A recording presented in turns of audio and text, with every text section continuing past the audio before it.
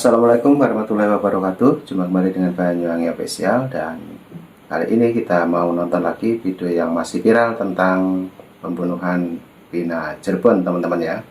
Jangan lupa nanti kita tonton sampai habis biar paham. Dan inilah kabar terbaru dari pembunuhan Vina Cirebon, yang dimana saat ini masih bergejolak, teman-teman ya. Oke, jangan lupa like, komen, dan subscribe di channel ini, Banyuwangi Official. Oke, kita tonton videonya. Dan nanti apabila punya saran dan kritik, silahkan tulis di kolom komentar saya. Oke, lanjut, kita tonton dulu videonya. Let's go. Hotman Paris seret paksa Ibtu Rudiana agar diperiksa Polda Jabar untuk memberikan keterangan di kasus Vina dan Eki. Halo para wartawan, agar kalian semuanya buru-buru ke kantor Otto Hasibuan, kantor DPN Beradi. Katanya pengacara dari salah satu terpidana kasus Vina yang juga menjadi saksi untuk Peggy mau mengadu ke DPN Beradi. Ada apa? Ada apa sampai seorang pengacara dari salah satu kuasa hukum terpidana mengadu ke Otto Hasibuan, ketua DPN Beradi? Diduga ya, pengacara yang mengadu tersebut adalah kuasa hukum dari satu terpidana yang menyatakan Peggy pelakunya. Sedangkan yang 5 orang lagi di BAP tahun 2024 menyatakan bukan Peggy pelakunya. Kenapa justru yang datang ke Otto Hasibuan ini kuasa hukum dari satu pelaku yang mengaku bahwa Peggy pelakunya? Hotman Paris seret paksa Ibtu Rudiana agar diperiksa Polda Jabar untuk memberikan keterangan di kasus Vina dan Eki.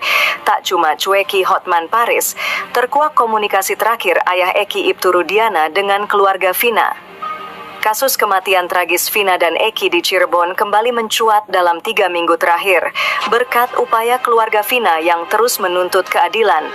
Namun sejauh ini, hanya keluarga Vina yang aktif menyuarakan tuntutan keadilan. Keluarga Eki seolah menghilang, sulit dijangkau baik melalui pertemuan langsung maupun telepon seluler. Marliana, kakak kandung Vina, mengungkapkan, tidak ada komunikasi yang terjalin dengan keluarga Eki sejak kasus ini kembali menjadi sorotan publik. Tidak ada komunikasi dengan keluarga Eki, ujar Marliana saat diwawancarai di rumahnya di Kampung Samadikun, Kelurahan Kesenden, Kecamatan Kejaksan, Kota Cirebon. Ia mengaku heran dengan sikap yang diperlihatkan keluarganya Eki, khususnya sang ayah yang menjabat sebagai anggota kepolisian. Saya heran, saya ingin ada komunikasi dengan beliau, Bapak Eki, tapi sampai sekarang tidak ada, ucapnya. Marliana menjelaskan, terakhir kali mereka berkomunikasi adalah selepas sidang pada tahun 2017. Terakhir komunikasi dengan Bapak Eki ya, waktu sidang itu. Setelah proses awal selesai, sekarang tidak mencoba menghubungi lagi, jelas dia. Hotman Paris juga diceuki kuasa hukum Vina Cirebon. Hotman Paris menolak penghapusan 2 DPO dalam kasus pembunuhan Vina. Oleh sebab itu, ia mengajak ayah dari korban Muhammad Rizky Rudiana alias Eki, yakni Ibtu Rudiana. Tapi Ibtu Rudiana tak merespons ajakan Hotman Paris untuk berkolaborasi dalam pengungkapan kasus pembunuhan terhadap Vina dan Eki. Padahal Hotman Paris sudah berulang kali mengunggah konten di Instagram yang berisi ajakan terhadap Rudiana untuk ikut terlibat dalam mencari titik terang dari kasus yang terjadi pada 2016 ini. Namun hingga saat ini hasilnya masih nihil. Yang saya agak sedikit pertanyakan besar-besaran adalah, saya sudah berulang-ulang posting di IG kepada bapaknya Eki, yang almarhum yang laki yang meninggal, kata Hotman. Bapaknya adalah Kapolsek. Boleh nggak kami komunikasi dengan Pak Rudi? Karena bapaknya dari awal ikut menyelidiki kasus ini, imbuhnya. Ia pun bertanya-tanya alasan Rudiana yang tak kunjung merespons ajakannya. Bahkan sampai menduga ada hal-hal tertentu yang menahan Rudiana supaya tak bisa berkolaborasi dengan tim kuasa hukum keluarga Vina. Tujuan kita kan untuk menangkap 3 DPO ini. Ada apa? Hanya Pak Rudi yang bisa jawab. Ini kan kepentingan almarhum anak kandungnya, bukan kepentingan kami, bebernya. Selain itu, Anton menuturkan nama Peggy Setiawan saat itu telah disebutkan oleh para tersangka, tetapi tidak begitu jelas. Mungkin para penyidik cepat puas dan tidak ada friksi dari keluarga korban, ujar Anton. Anton yang kini telah berstatus purnawirawan, ternyata tetap mengikuti perkembangan kasus pembunuhan Vina Cirebon. Bahkan, ia kembali bertanya kepada penyidik yang menangani kasusnya saat ini. Hal itu terkait polemik Peggy Setiawan yang telah ditangkap polisi setelah sebelumnya berstatus DPO. Terhadap penangkapan Peggy Setiawan, saya berkali-kali bertanya kepada penyidik, "Dek, tolong apa benar Anda menangkap PS? Ini orang yang ada di DPO?" Tanya Anton kepada penyidik. "Benar, Pak," jawab penyidik kepada Anton. "Apa alasan Anda menangkap termasuk ke penyidik saat ini yang menangani? Anda yakin enggak? Kalau salah tangkap, institusi kita jadi korban bully?" Tanya Anton kepada penyidik. "Tidak, Pak, kami tidak salah tangkap," jawab penyidik kepada Anton Carlian. Anton menuturkan, penyidik memiliki bukti bahwa mereka tidak salah menangkap Peggy Setiawan. Pertama, nama lain Peggy Setiawan yakni Robi dan Perong. Kedua, Peggy Setiawan memiliki motor Smash berwarna ungu dengan STNK nama dirinya. Hal tersebut sesuai keterangan saksi. Anton kembali mengingatkan bahwa keterangan saksi sangat rawan. "Ini lidah tidak bertulang, bisa berubah-ubah," kata Anton. "Tidak, Pak, kualitas saksi sudah kami uji. Saksi teman SD, oleh karena itu disita ijazahnya. Beliau ini ada salah satu tersangka," kata Anton. Berdasarkan keterangan saksi, Anton mengatakan sosok Peggy Setiawan dikenal sebagai orang yang sadis, sehingga saksi takut. Selama ini, kata Anton, ada tradisi geng motor, yakni harus saling melindungi dan solid. PS dikenal sadis, berani menusuk secara samurai, secara internal takut sama PS dan gengnya. Kalau tidak aktif di geng, akan diintimidasi. Tradisi-tradisi ini ada, mereka tetap akan melindungi, imbu Anton. Mengenai keterangan kuli bangunan rekan Peggy Setiawan yang menyatakan tersangka sedang di Bandung saat tragedi pembunuhan Vina Cirebon, Anton memberikan penjelasan. Itu namanya alibi. Alibi untuk menentukan saat kejadian yang bersangkutan ada di TKP atau tidak, ujar Anton. Anton menghargai pernyataan Peggy Setiawan yang mengaku tidak terlibat dalam kasus itu.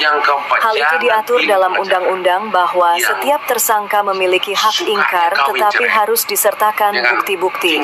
Anton pun menjelaskan bahwa penyidik menyebut ada 3 saksi yang memberikan keterangan Peggy terlibat kasus itu. 1 saksi terlibat kasus pembunuhan Vina Cirebon. Lalu 2 saksi berada di luar tahanan. Anton tidak menyebutkan 2 saksi lain karena dilindungi. Di luar ini mereka pun mungkin takut, katanya. Ayah Peggy Setiawan, Rudi Irawan, dan rekan Peggy, Suharsono alias Bondol, memberikan keterangan bahwa pada hari kejadian kasus tersebut, Peggy sedang berada di Bandung. Assalamualaikum warahmatullahi wabarakatuh. Nah, itulah teman-teman ya. Jadi informasinya sangat menarik sekali dan tentunya ini membuat saya tambah penasaran teman-teman. Oke, kita tonton kembali untuk videonya. Let's go. Bang Emin punya informasi terbaru seputar kasus Vina Cirebon, dan ada satu kejanggalan di kasus Vina dan Eki. Baik, kita simak berita berikut ini. Cabut keterangan pemeriksaan kasus Vina dan Eki Cirebon, Liga Akbar akui ada ganjalan ini saat buat BAP 2016. Saksi Liga Akbar kembali menjalani pemeriksaan di Polda Jabar terkait kasus pembunuhan Vina dan Eki di Cirebon dengan langkah mengejutkan, sebab Liga Tatal alias Gaga tersebut mendadak mencabut sebagian keterangan pemeriksaan kasus Vina dan Eki. Kuasa hukum Lina Akbar Yudi Alamsah membenarkan bahwa kliennya mencabut berita acara pemeriksaan BAP tahun 2016 lalu. Ia mengatakan kebenaran bahwa Polda Jabar yang memanggil Liga Akbar, kemarin Liga Akbar sudah memenuhi panggilan dari Polda Jabar. Atas panggilan ini harus digarisbawahi atas panggilan Polda Jabar. Jadi, bukan kami yang mengajukan, karena Liga Akbar ini sudah pernah dipanggil oleh Polres Cirebon dan dimintai keterangan, kata Yudia kepada TV One dilansir Kamis 6 Juni 2024. Dia Ia menjelaskan sebelum mendatangani Polda Jabar, Liga Akbar minta perlindungan hukum. Ia menjelaskan Liga Akbar mengaku pernah mendapat intimidasi untuk dipaksa mendatangani BAP 2016 lalu. Padahal Liga Akbar merasa ada kejanggalan dalam kronologis kasus Vina dan Eki Cirebon.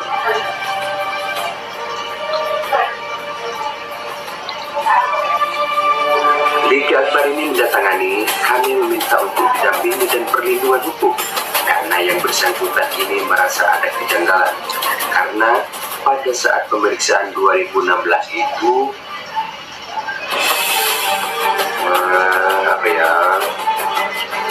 pemeriksaan itu ada keterangan saat BAP itu akan ditandatangani.